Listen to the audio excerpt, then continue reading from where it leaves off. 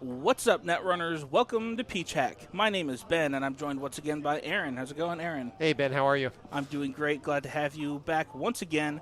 We are in Game 2 of Round 4 of the Wasteland Store Championships that happened February 8, 2015 in Duluth, Georgia. On the left, we have Mike, who is playing as NBN Making News, who has 2 recurring credits to use on traces every turn.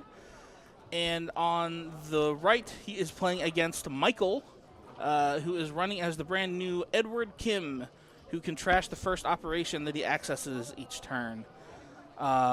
It's fun to see Michael playing these Order and Chaos IDs. Have you played much against Edward Kim, Aaron? I have not played a lot of Kim. You know, I play an NBN deck myself, and it was definitely difficult when you're losing a lot of your money cards early on. I've seen the Kims that I've played against have been very aggressive, focusing on basically accessing as many cards as possible. Sure. I mean, if you're playing Edward Kim, I think one thing that I've learned is that they like to include multi-access. Exactly. Because you want to make sure that you access an operation to make use of your ability. That's your entire point. Medium's a great card as is, but I think when you're able to trash even more of what you're seeing with Kim, it's that much better. Yeah, see, Hedge Fund Ice starting off for Mike. Will he have another ice? He does have another ice, but opts to leave HQ open. Very interesting decision. He needs to get those operations out of hand before they get punched in the face. Yeah, I'm really interested by this decision to put an ice on a remote. Oh! When he sees a Shinobi. I know this deck. A man after Aaron's own heart. Like Mike already. Yep. I always think, ooh, he gets an NAPD. It's going to bring him down to 1 credit though, but 2 points. But yeah, I always think of Shinobi as one of your signature cards that you like to play to surprise people. It's tough. It's gotten a little bit worse after Order and Chaos with I've had worse, but I will tell you, I'm still getting kills with that card, even with it in the meta, so still solid. The other thing about this Making News versus Edward Kim matchup is that Kim has 1 link. Yeah, so that's big. going to make a big difference for Making News. It definitely does, and I think he is, for people who want just a solid default ID in Anarch, I think Edward Kim's a very solid choice because you're going to get value out of that ability and with the link pretty much every game. Yeah. I feel like these days, if you're going to play a somewhat standard, I don't really know what standard is in terms of Anarch, but somebody that isn't playing like a particularly, weird deck would be probably Reyna, I think. I think that could work, absolutely. I mean, I think she's got another one. You're going to put ice in your deck, and Reyna, makes it that a lot worse. Michael snipes a Breaking News out of hand, and I'm increasingly wondering why this ice was not over HQ if all these agendas are in hand. Maybe he started drawing them afterwards. Ooh, snipes an Archive Memories with an Edward Kim ability. And I'm not quite sure what archetype he's playing, but I will tell you, I like to put Shinobi over HQ, wait till the runner gets low, and that's when you go in for the kill. Now, it could be he's playing a mid-seasons deck. I mean, it is a trace. Also true. And right now he has enough money to land a few tags. Not a ton of tags, but everyone would go broke at this point, which is maybe not what he wants to do. This is a little bit low of a money situation for mid-seasons. Yeah, we've definitely got to get HQ covered up. There we go. Because, if you can just have free reign and start accessing all these operations and getting them in the trash, that's not going to be good for NBN. And it looks like Michael is assuming that this is not a kill NBN Making News deck. Even though we have seen the Shinobi, he's playing I've Had Worse in order to get draws. Or maybe he thinks that he's going to be able to get the I've Had Worse back easily enough. Yeah, and that's the thing with Shinobi. If you can't get the runner low, it becomes pretty difficult with the runner that has that much more money because Shinobi is 7 to res, and so it becomes difficult with the link to really get the kill until you can drain them pretty low. Now, Michael did run into a Cyberdex virus suite, which would have purged counters or virus counters, but there are no virus counters. But Michael did choose to trash the Cyberdex, which tells me that he is going to be playing some virus cards, and he doesn't want Mike to have the ability to purge on command. No, I think that's a great call. I'm guessing there might be medium, probably parasites in here, and you definitely don't want that lingering around. Yep.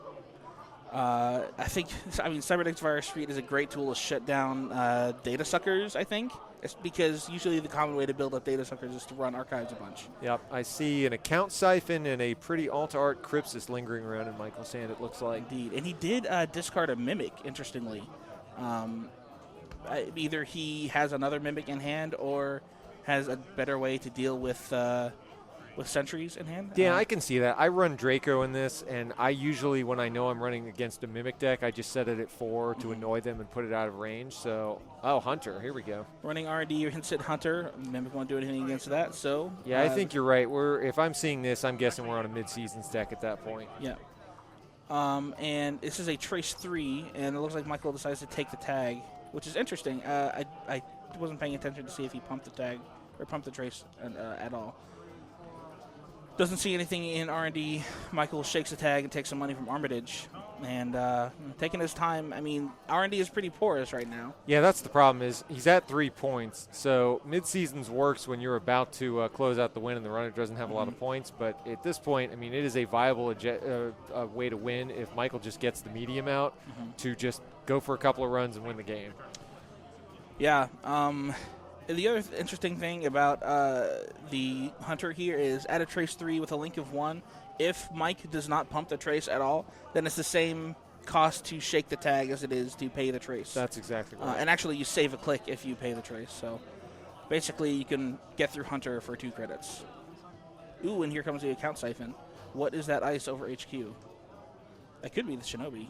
Would not surprise me, but yeah, it's not going to do a whole lot here. Michael can certainly pay through that.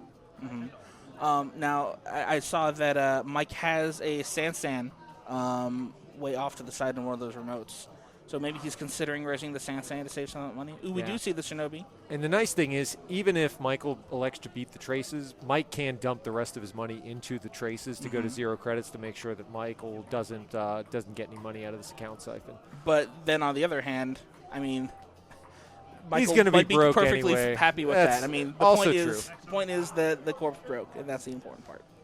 And I think one thing I try to tell people with Shinobi is, even though it clearly looks like a card that is designed to kill you all at once, I mean, a 5-strength Sentry is no joke with that many subroutines. And if Crypsis is the only thing that Michael's packing to deal with that, I mean, that may be the last time he decides to go poking around in HQ. I mean, it is a very potent piece of ice.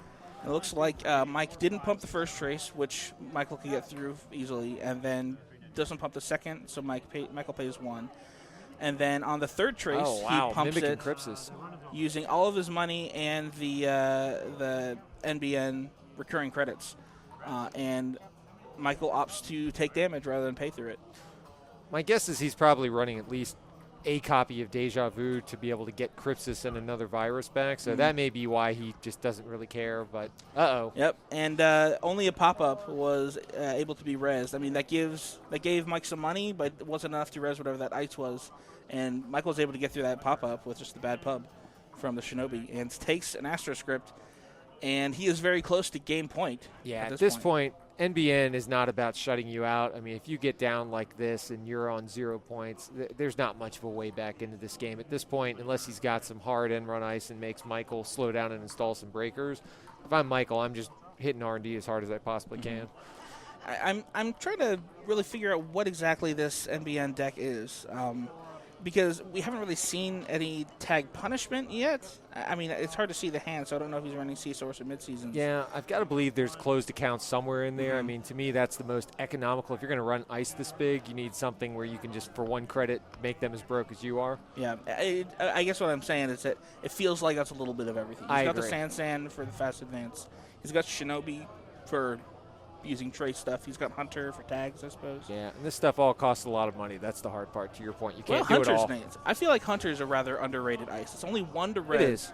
And against runners with no link, I mean, they have to pay 3 on an unboosted Trace or get a tag. Yeah, and I personally like Draco a little bit better just for the flexibility and the fact that you could put it out of range of their breakers and it has an end run on it. I do like that because it can be your early game protection to make them install a breaker. Yeah. See a Parasite on that Shinobi. Michael is not interested in running through that again. And my guess is that he doesn't really have another way to deal with it other than the Mimic that he threw away. And the Mimic can't deal with it unless it's Strength 3. And Jackson Howard going down for the Making News player, Mike. What is he digging for at this point is my question. I don't know if he's looking for a closed accounts to try and get Michael back and at least slow this game down, but I think that's about the only card I would feel looks like something's off screen. Well, it looks like Is that the Jackson? Okay, he just popped the Jackson. I think this is partway through his turn.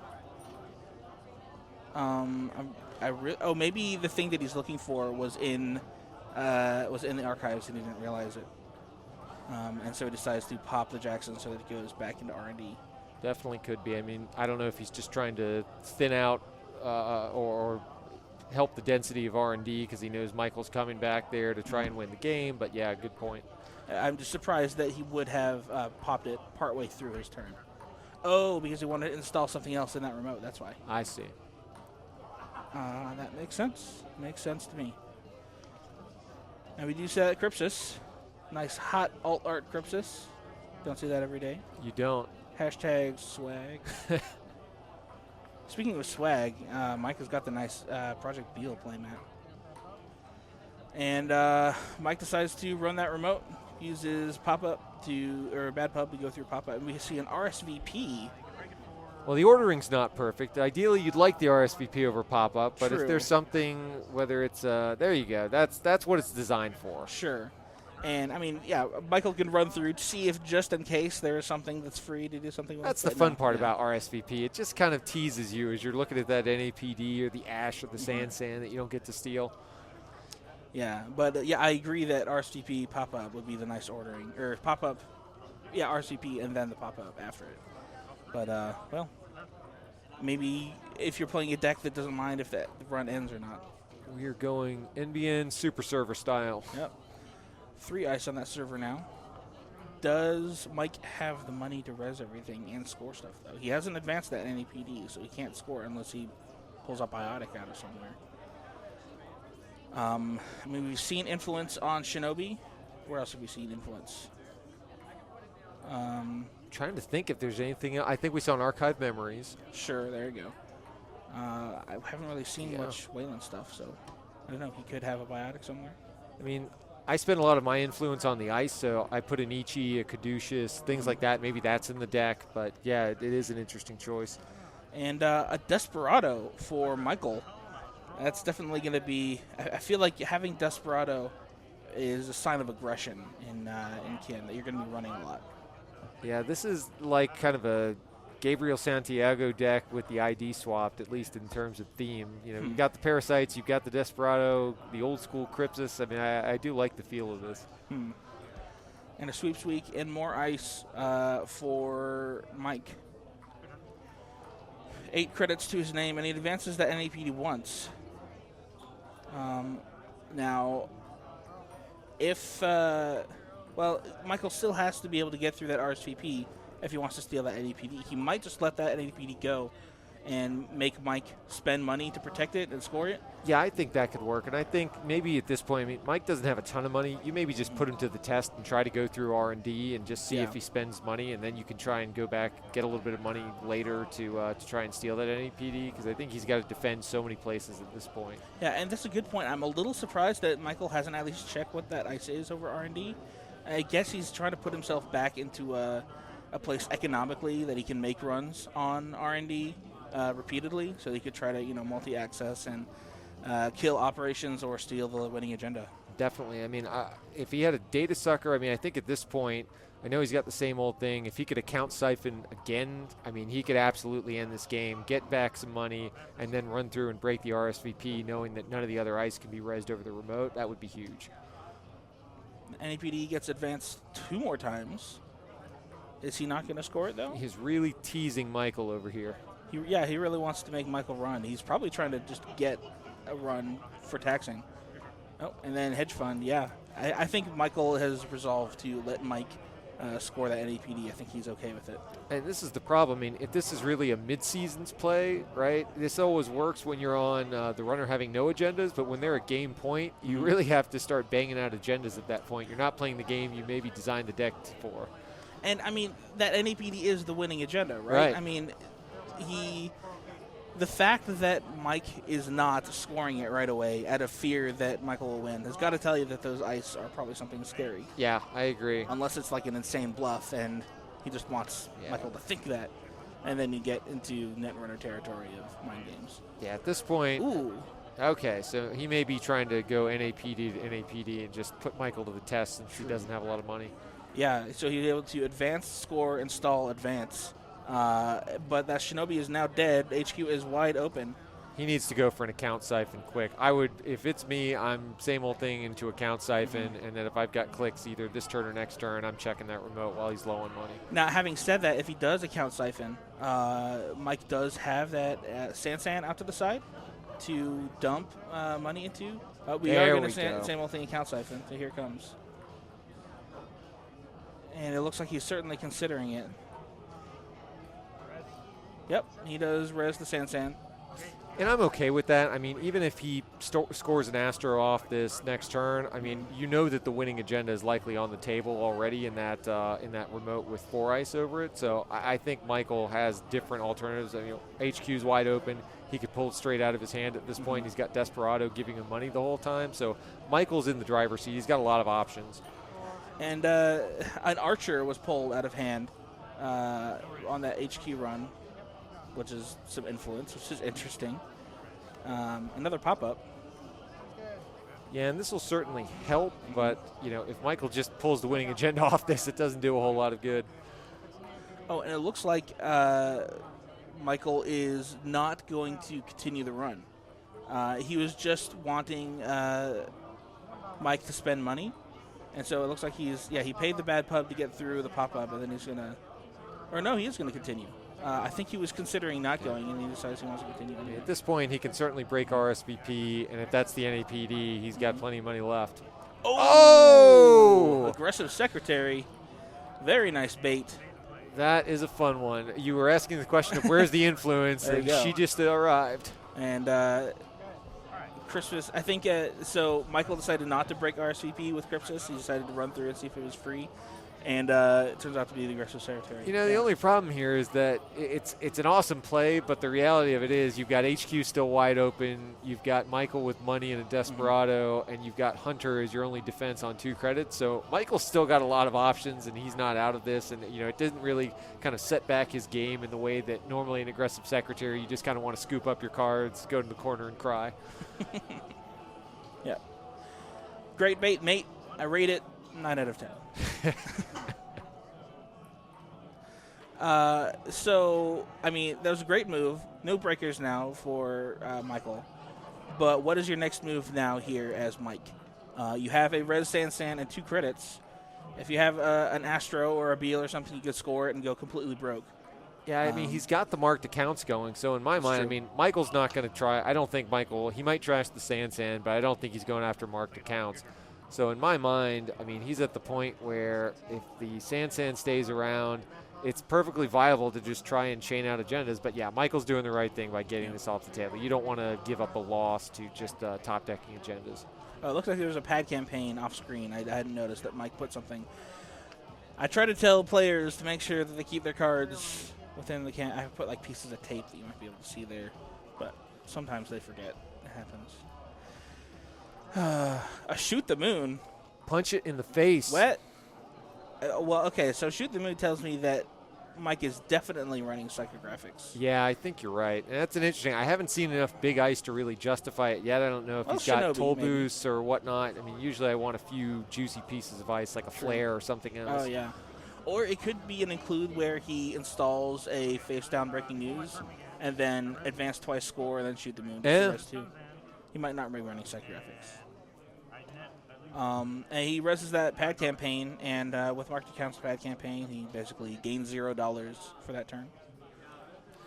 Yeah, and I don't know if Michael, I can't see if he's got a Deja Vu in his hand, but at this point, I mean, he can, if he can get Crypsis back, I mean, he can get 2 of them back in his hand just so in case another aggressive Secretary comes around, he's ready for it. But, I mean, I think Michael just needs to focus on being able to get back into that remote if he needs to quickly. I don't know if he's got multi-access for HQ and R&D anywhere in his deck, but I mean, clearly that would be ideal to just get either a Nerve Agent going or kind of put R&D to the test, because I think Hunter at this point, I mean, I would just be running straight through that at this point. I can take all the tags that you want.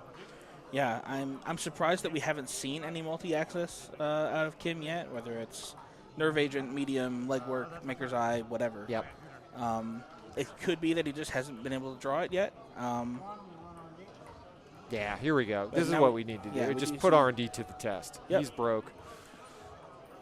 But I think that's the Draco that you're talking about. There we go. Yeah, this is where you want to be spending your NBN credits for sure of, hey, I'm going to put it at Trace 4 and it costs me nothing, and if you don't have breakers, you don't get in. It looks like he was leaving it at strength 0. Yeah, I like that play. He's got no breakers, so he's got to let the Trace fire. He's seen 2 mimics in the trash, so no reason to put money into this. And so he's just going to use his recurring credits, and Edward Kim has his link. Actually, I forget. What is the base trace of a Draco? 2. Okay, so trace 4. So 4 for free, basically. And then we have the Hunter, unboosted, so going to toss only 2. Or actually, he uses bad pub, so just 1 is a bad pub. Oop, and trashes archive There goes memories. that archive memories again. Yep, goodbye. I wonder if he's running 1 or 2. It'd be funny if it's the same one. Very true. Yeah, and this is what I love about NBN, especially making news. I mean, that server over R&D is basically 2 credits to make between the Draco and the Hunter, yet, it is incredibly taxing with the traces. So here comes an Earthrise. Very nice. That's going to bring him to the cards that he needs to close this game out even faster. Yeah, I like that because Michael can focus on either making runs on HQ with Desperado getting money the whole time and just kind of getting cards to back in hand where if he draws some multi-access, he can make use of it immediately. Yeah, it's very true. Earthrise is a great card to kind of put the pedal to the metal, I guess, for a few turns, so to speak. Yeah, I definitely underrated it when I first saw it against things like Inject. I didn't think it quite measured up, but the more I play with it, the more I like it. Whoa, and then installing, I think I saw there was an Astro script in that server. And another piece of ice, a 5 ice server over that Astro. What could those ice possibly, he's only got 5 credits? Yeah, the problem is if that is an Astro script, I mean, RSVP's not doing much for you, and so hopefully he can actually pay for all this. And installing a data sucker, gonna dirty laundry on R&D. Gonna get him a free access as well as some money. He's a data raven, so there's more tagging. Yeah, it is kind of a cornucopia of ideas in this making news deck. Yeah, and I like Mike's decisions on ice. I mean, the Data Raven, the Shinobi Me, you got to have stuff that really maximizes the ID. Data Raven's beautiful because even if the subroutine doesn't go off, I mean, you get that encounter tag every time, and usually that is just a hard end run piece of ice. And Michael is going to go back into HQ. Looks like he's not going to get whatever that agenda is. Well, get the Astro in that remote. Now the question is Mike going to score out that Astro this turn, and then go down to only 2 credits, or is he going? Well, 3 credits. I forgot about the pad. Yeah, and Mike's got a Parasite in hand. I mean, I kind of like the play of just let's Parasite the Draco and let's put pressure back on R&D. And, if he wants to have the remote, maybe it's not even worth fooling with, and you just keep running through the Hunter and try to close this game out. Yeah, true. Looks like Mike is not going to be scoring the Astro. He put something off screen again. Oh, he moves everything over. That's very nice of you, Michael. Thank you. All right, some housekeeping. Yes. Not the card. Not the card. It'd be awesome, though. And another remote. And Earthrise going off. 2 nice cards for Michael. All the utensils in hand from what we can see. There we go. There's the Parasite on the Draco. It's going to go away. And then an R&D run. I like this play a lot. Boost the Trace up to a Trace 5, so it'll cost 4 to get through, or he could just take a tag. And he's got the bad pub, so with the link, I mean, this is a pretty economical run with Desperado, Data Sucker. Yeah, there we go. That's the deal off the top. With the R&D run from Michael, Michael will take it 7-2. Yeah. So, yep. I think the runner, I mean, this is well-played game, but I think the runner, when you give up that many agenda points early, NBN, this type of deck, is not great at trying to pitch a shutout, and I think he just kind of got behind, and Michael did a good job of keeping the pressure on. Yeah, I kind of think that Mike may have just kind of drew agendas at the wrong time. He left HQ open, maybe thinking he didn't have too many agendas to worry about, and then maybe drew them. And then after that, he wasn't able to get an Astro that he was able to score. Totally agreed. Anyway, well played. I enjoyed both of those games. Good to see some Order and Chaos cards from both of these players. Aaron, thank you once again for joining me. Thanks for having me, Ben. And we're going to be moving on to round 5 sooner or later. Also, for those of you who are watching this video right when it comes out, we're going to be streaming the Southern Mega City Circuit Tournament on April 11th. on twitch.tv/dodgepong, so be sure to catch those. Anyway, but for now, this is PeachHack. Logging off.